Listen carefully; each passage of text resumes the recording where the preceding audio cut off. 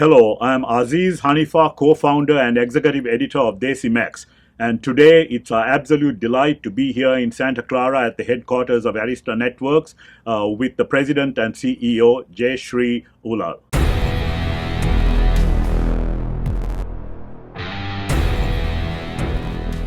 Jayshree, your American journey has been amazing, and that's an understatement by itself.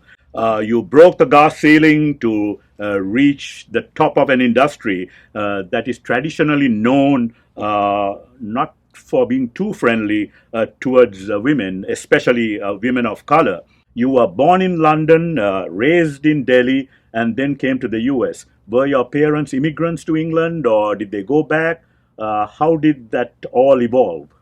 First of all, Aziz, thanks for having me. It's great to be here. Thank you. And I'm very honored to be interviewed among your Trailblazers, and I hope there'll be many, many more next generation Trailblazers ahead.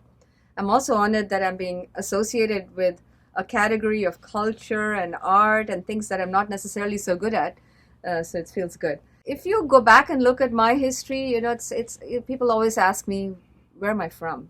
And it's a very difficult question for me to answer because I feel like I'm a citizen of a global citizen of the world because I was born in the continent of Europe. I was raised in the continent of Asia. And today I've spent more than half my life in the continent of America. So, obviously home is where your people are. And so this is very much home for me. But my roots can be traced to wherever my parents went. I didn't choose where I was born, but my dad was posted to the United Kingdom. So my first 5 years was there. And then he was posted back to India. And he was very responsible for starting the very famous IITs in India. So I got to see firsthand as a little child through his lens how education was really shaped, not only in India, but as you know, had a huge impact in all over the world with the Indian Institutes of Technology. It's harder to get into an IIT than it often is into an Ivy League school. Absolutely. And so I would say all these journeys were sort of parent driven. I was born where they were, I was moved where they were, and my father had a posting to San Francisco. And I thought I'll just do my education here and go back, but that was 40 years ago, and more than 40 years ago. And I ended up making a career since then in the Silicon Valley. Just rewinding, was your father in diplomacy or was he an educator? Or? Yeah, he worked for he was a physicist by background, but he worked for the Ministry of Education. And as part of that assignment, he for the Minister of Education, he had to go form collaborations with universities and institutions of learning all over the world. So the fact that your dad was posted in San Francisco, you went to Santa Clara. Yeah, I went to San Francisco State. A little bit of time in Berkeley, but mostly in State. Yeah. And it was a very struggling time then because I came here as a impressionable teenager. I was 16 years old, and everything is new. First of all, I went from an all-girls Catholic school to an all-boys engineering school. Nothing can be more dramatic and change than that. I had to adapt from an Indian culture as well. And in my class of engineering, there were only two women students, Patricia and myself. I still remember her name because there's only two of us. So we couldn't cut class because if we did, we were very noticeable. Very conspicuous. We're conspicuous by our by presence, our absence, our performance, you name it, right? So we were a rare species in every which way. Today, I hope it's changed. I think computer science and women in technology is much greater, but back then in electrical engineering, it wasn't the case. Yeah. But I came to engineering through a process of elimination because, you kind of ask yourself, what are you good at? What are you average at? What are you bad at? And all the things I was average and bad at was more in the humanities. I was terrible at languages, needlework. My mom always completed my assignments for me, drawing. But I was better at the logical subjects like math and science and physics and chemistry. So that's what led me into that path or stumbled into that path. Not to mention, I'm sure somewhere at the back of my head, I was also very influenced by what my father had done for the education system. But little did I know that 40 years later, I'd be here. You began your career at AMD at a time when not too many women were in the IT industry, which is true even now. And what was your career goal and aspiration when you joined AMD in the 1980s? I actually began my career in Fairchild, which Yeah. was even before AMD, and then after a couple of years at Fairchild, I think Fairchild today has been acquired by a bunch of companies. It was part of National Semiconductor, and then it came out, and it went. In fact, my husband was an executive president at Fairchild, and he's had a very stellar career in the semiconductor industry himself. When I was in AMD, and actually my good friend Amanda, who runs our marketing, was at AMD with me. That's Yeah. how many years we go back. Yeah. We won't date ourselves. I think we were both 5 years old when we were in AMD. But when I was in AMD, it was just fascinating to see two things that I learned, and I still learn from AMD. One is the way the CEO then, Jerry Sanders, used to do marketing. And I was an engineer, but I watched his marketing style, and it was very flamboyant, far from who I am. But there were a lot of things to learn and pick up on how his attention to product, new product, how he would serve a market, how he would attack a market. So that was a key part. But I also had a huge number of influencers, and I'm thinking of all their names and remembering them fondly as I have this dialogue with you. But being in the chip industry and a chip engineer takes a lot out of you. You need to think in 3 to 5 years before you can get a product out and see its success in the marketplace. So in AMD, I switched from chip design to product engineering to networking. And networking was a brand new field back then. I'm going back into the 1980s now, right? Back then, Silicon Valley was really silicon, and it was a valley of fruit orchards, neither of which are true today. If you walk by, Yeah. you see more software buildings than Silicon Valley. So when I went into networking, it was brand new. People needed talent, and they didn't care whether it was man and woman or what gender you were, what person of color you were. They cared that you were capable and competent, because this industry came without necessarily having you couldn't get an undergrad in networking. You could take a few classes, so you had to be self-taught. And so I think it was an industry that was born out of, desperate need and attracted the best talent, independent of your gender or diversity. And your stints at AMD and later at Cisco have been great success stories. But surely you face roadblocks and obstacles, etc. How did you overcome these You know, trials and tribulations? I think even today, I don't look at it as roadblocks and obstacles. I look at it as old habits that people have to get used to changing. And probably I spent a lot of my time not thinking about it. So even when you ask me this question, if I were to have attended every meeting saying, oh, there's 20 guys and one of me, I won't get anything done. And maybe I adapted and I spent more of my time just being a person, or maybe even one of the guys, than worrying about my gender or my differences. And going back to my older comment, I think at the end of the day, man or women, color or no color, people really embrace capability and merit. And that's what I found so great about that industry. It was, it was a warm welcome to whoever. Yeah. If I had sat and thought about it and dwelt on the differences, then I think I would have just been distracted by it. And if instead you celebrate the differences and people are open-minded enough to embrace you, then I think, you get a much better combination of ethnicity and diversity of thought, diversity of action, and even celebrate the differences of how different people attack the problem differently.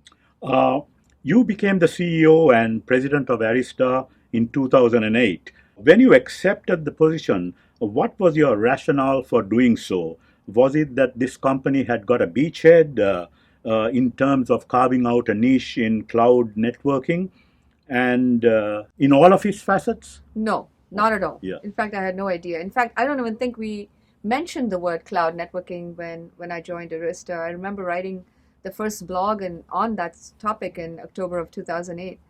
But the word cloud was barely a word at that point. And in fact, many industry luminaries were saying, what's a cloud? That's just a marketing term. I think I wanted to go back to my entrepreneurial roots. I had a lot of great experience and growth in Cisco. And I had been with them 15 years, but, I'd come through the very first acquisition. But obviously the company had gone from, $1 billion to 40 plus billion when I left. So it had become a very big company. So probably the one huge attraction to Arista was it was small and entrepreneurial, and there was only 30 engineers. And most importantly, it was people I knew. I had a chance to work with Andy Bechtolsheim in AMD when he was my customer at Sun, in Cisco when we bought his company, Granite. The beauty of knowing the people you work with and creating a professional family is probably the biggest attraction I had. As I got to know more of the people, especially Ken Duda and Anshul Sadana and a number of the management team, it just struck me that it really resonated. The culture resonated with me. The culture of what we could now call the Arista way of doing things right. The culture of not just doing things because we're a corporation, but building a systematic architectural product with high degree of innovation, support, and quality, having the right customer engagement. But when I came in here, quite honestly, I thought if it was zero. And what the thought that went through my mind was, I think I know this business, I know software, I know switching, I know networking, but there was also a huge fear of failure.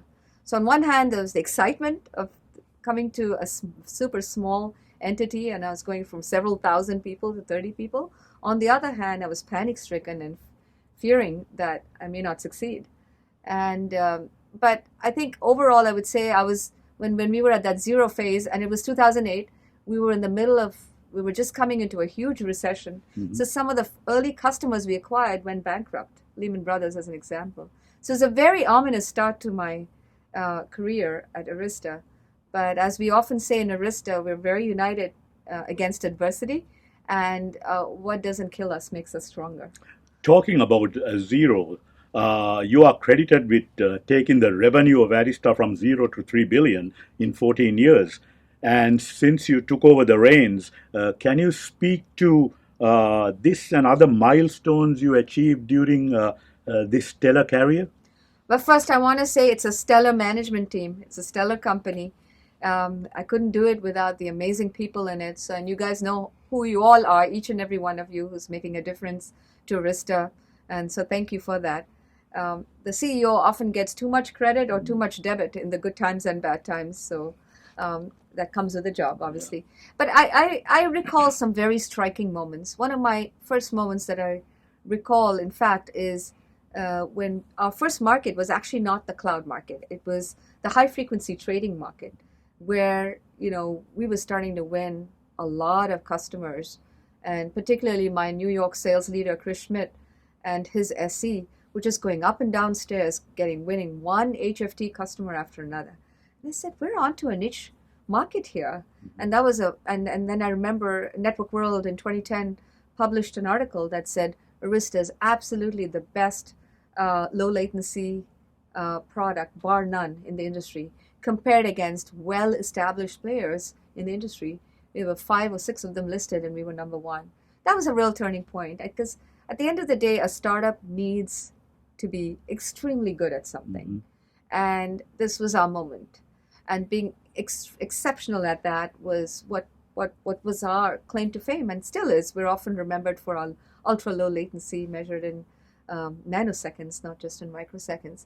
The next turning point was entering the cloud, led by Anshul and Hugh and Ken Duda and a number of my folks. The cloud was still a marketing term. I was writing a lot of blogs. But I remember in 2011, 12, 13, in those early years, where we now call them the cloud titans, and they were building mega-scale, hyper-scale environments, and nobody had ever seen this. Hundreds of thousands of machines and workloads, millions of VMs, connected through the data center, megawatts of power and data center capacity. So we needed a new architecture, and that was another breakthrough for us, that Arista beat out some of the most established vendors to become the cloud networking pioneer. And today, the market leader, it's one of our largest markets and often our top sector. So that was a key turning point. Now, we've had some highs, and we've also had some lows. So I would be remiss if I didn't mention our lows. One of the most difficult times was 2014. We were celebrating and clapping the fact that we went on a very successful IPO, and the company went public in June of 2014. And then the same Amanda I talked about came to me in December and said, this press person wants to know about Cisco's lawsuit. Well, I'm like, what lawsuit? She said, you don't know about it? I said, no. We found out that Cisco sued us and told the press before they told Arista. So it was the most humiliating way, if you will, of receiving a lawsuit. Not only was it a lawsuit, but it was intended to be a shock, and it certainly was. But once again, what doesn't kill us makes us stronger, and we took 4 years to really not only prove to the world that we were not dishonest, we had high integrity, we built a ground up, start from scratch software operating system, EOS, that's one, again, world beating. But more importantly, I think the lessons we learned from that is how loyal the customer base was. The customer base came to us and said, you know what, we know you're innovative, we want to buy from you, and litigation or not, we believe in you. So we saw through that adversity not only amazing innovation, but an amazing connection with our customers. I know you referred earlier to the Arista way and how it was such a catalyst in the company's exponential growth, which was also coupled with a lot of employee and customer satisfaction. Could you elaborate on what this Arista way is? Yeah, sometimes I have to even say this to my own people. In one word or one sentence, I would say doing the right thing. Now, not everybody knows what doing the right thing means, so I'll give you some examples. One of them means don't always chase extra revenue or the last dollar with the customer. Make sure you're sitting in their point of view and understand what they need, not just what we need to get from them, which may be a sale. So getting a win-win point of view, there was a time when we had a chip problem, and it was a quality problem. And the right thing to do would be to go to our customers and honestly represent to them we had a hardware quality issue, and we could solve it with software, or we could replace their hardware. And it was the most difficult discussions a number of the members of my sales team had to have, but we had it. And even though they were initially very upset and angry with us, today they remember us for our integrity, honesty, and also spending millions of dollars to rip and replace their gear because we took responsibility for it, right? So doing the right thing isn't always clear at the moment because it causes pain, but it's pain short term for gain longer term. The other thing I always say to my team is, don't just be a manager, be a coach player. So our company is made of a lot of leaders and managers, but lead by example. Don't just tell your team what to do, show them how you do it. And that's another huge principle of the Arista way. And so doing the right thing in our industry means, for example, in sales, setting a quota. You have to tell your salespeople, go sell so much every quarter. We don't do that. We, of course, have targets, but we don't tell our salespeople, you must sell this much in this quarter, because it frankly depends on what the customer wants to do. So once again, we're innovation-driven, we're customer-driven, and we're driven to make the right decision, even if there's some short-term pain. There is no denying that Arista's cloud networking products and services are sort of mission critical to major global infrastructures. How do companies like yours need to adapt in terms of broadly, which is called sort of the metaverse applications? Yeah, no, that's a really good question. And also adapt to bad times. Arista's had nothing but growth, but in 2019 and 2020 with COVID, we also had to adapt to a work from home situation, remote work, hybrid work, and also how do you engage with your customers when you can no more see them face to face. So being flexible, adaptable, adjustable is been a necessary part of not just Arista's growth, but I think the whole industry with the pandemic the last couple of years. And while Arista has been at the forefront and the thought leader, in many ways the market leader of cloud networking, we have to adapt again. And one of the adaptations is this thing we call meta or metaverse is really a new set of applications. They may be virtual reality, they may be gaming, they may a lot of these avatars, which even I don't use, but the next generation of millennials do, right? So these applications are putting a different kind of load on the network. So Arista's been a thought leader and pioneer in front-end networking, but now we have to deal with the back end of the network where you've got AI, ML, inference, avatars, gaming, virtual reality, all these things we call meta. And the load they've placed on our network is now you have to deal with tens, if not hundreds and thousands of processors in a sparse metric that are not only data intensive, but compute intensive. And that means you have to deal not just with, large packets of data, but large flows. These elephant flows means you have to really deal with the network differently. You have to deal with congestion control. You have to deal with a fabric that can do dynamic load balancing, that can spray the packets efficiently. So even Arista, the market leader, now has to rethink what does an AI-based network look like. And we are in the early innings of that journey. We're learning, but we're working closely with our customers. And I think the next 10 years, we will complement our cloud networking with more data-driven cloud networking as a result of that. You've been showered with kudos. You've been a trailblazer, sort of par excellence. You've been a first in many ways, including perhaps the first Indian American woman billionaire, etc. And you were from Newsweek's 20 Powerful Women to Watch in 2001 to one of Fortune's top 20 business persons in 2019. The awards and laurels you've received have been legendary. Thank you. So as an Indian American and a woman of color, what's the mantra of your success? Oh, maybe this is a time to be stumped. I don't have any. Mantra. You see, I think if you follow your path of what you enjoy doing, first of all, work doesn't become work, it becomes something you enjoy. And I've always been motivated by doing what I like, seeing the results and metrics of what I like, and working with people I like. And frankly, I wasn't born with these awards and I won't die with these awards. I'm very grateful for such acknowledgments, and I really, really do look forward to the next generation of individuals for those acknowledgments. But I think if you pursue what you love, then the results naturally follow, because you'll pursue it with a certain vigor, a certain energy, a certain passion, a certain fanatic view where you'll lose track of time, and you'll just enjoy it so much that the more you do and the more you pursue, the more results you'll achieve. So I've always pursued the journey. I haven't worried about the milestone, but certainly the milestones and the accolades, and most importantly, the team accolades has been very rewarding, and I'm very grateful and thankful. I do want to add that although you all see the results of success, there have certainly been setbacks. I wasn't the best student in school. I didn't always do well in my grades. Throughout my career, I've had highs and lows, and I think you have to take the lows into perspective and learn from them too, because you're not going to ever just climb the mountain and reach the top without having some setbacks. And that's been very much what I've taken to heart through this, that while others may see the highs, it's the lows that teach you sometimes the better lessons. Uh, in this context, sort of in this regard, how can the corporate world going forward, or for that matter, the world at large, Right. bring about greater racial, cultural, and gender diversity?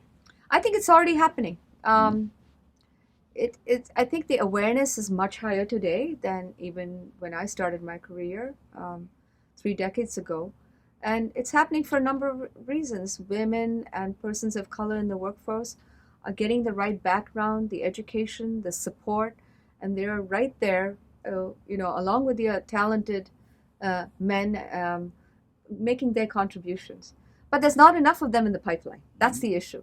And I think there's still got to be more awareness, more pipeline.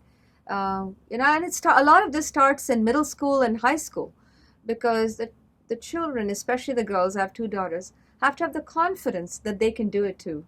Just yesterday, I was watching my niece. She in high school was a basketball player. She was in media arts, and she said, I won't be doing science. I won't be doing math. And I said, why? She said, I'm not good at it. And today she's pursuing a PhD in Cornell in math, right? Same with my daughters. My older daughter is a PhD now working at Apple. My second daughter is a veterinarian doing a lot of great research in UC Davis. And so definitely you should pursue what you want. But what happens in some of these school years is you form opinions on what you're good at and what you're not good at, and you sort of have blinders. And the more we can all work at the pipeline of encouraging girls who code, people who can do more. Not everybody may come through an Ivy League school and go to the best universities afford it. So some of that may be self-taught, vocational learning. And the more pipeline we can create for that, and certainly we're pursuing a lot of that through education and through our own internship opportunities we offer in Arista. But it's still a journey. There's still a lot of work left to do. At a personal level, how do you and your husband, as a power couple here in Silicon Valley, balance the demands at work and home, and you spoke about both your daughters. Any complaints from them about how, in those initial days, busy schedules may have left them, wanting more of mom? Where's mom? They are very good about saying both mom and dad are role models for them. Hmm. But they were also very good about saying, oh, I don't think we want to do what you're doing. Maybe we turned them off by working too hard. I'm very proud that they've all pursued their path of excellence, which is equally important. And Vijay, my husband's been a huge support factor in this.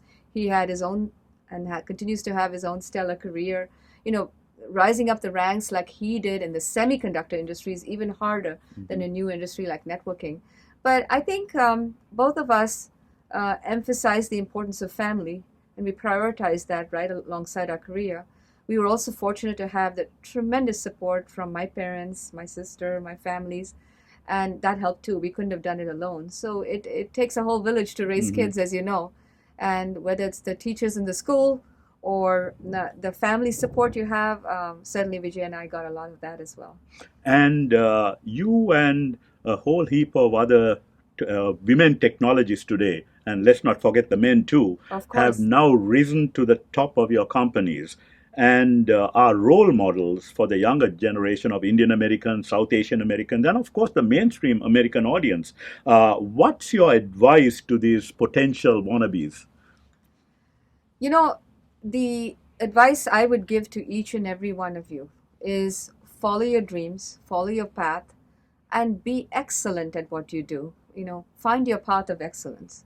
There's a lot of things I was mediocre at, and God gives each of us a gift, and to exercise it to its fullest defines your excellence.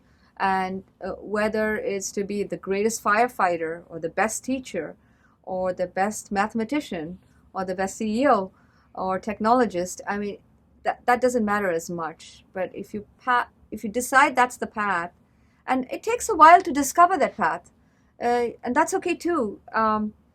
Through your school, through your undergrad, through your graduate school, whatever it may be, you may be experimenting. So I think it's absolutely fine to experiment, and then somewhere in your 30s or 40s, depends on each individual, locks in sooner or later, you will know that light bulb will go on, and when it does, follow it.